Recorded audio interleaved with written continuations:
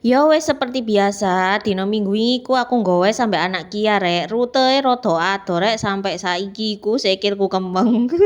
Nah iki Siti rahat dhisik ana gek tol rek, iki katene menggok nang gek pasar Ketegan rek. Semacam pasar minggu ngono lho rek, iki ancene tak niati sepedaan mrene rek, anak Kia ya kepingin mrene, engko sekalian ambek jajan-jajan ngono lho rek. Dino minggu wingi ku isuk iku syahdune koyo ngene rek, gak panas yo tapi rada awan panas. Lah iki anak Kia njaluk permen niku mang rek gulali. Aku yo ambek tumbas martabak mie.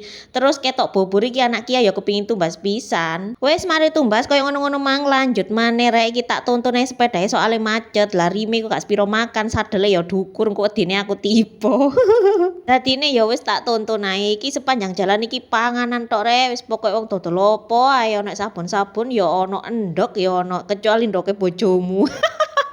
Wis jajan oleh akeh wis iki wayahe mantuk.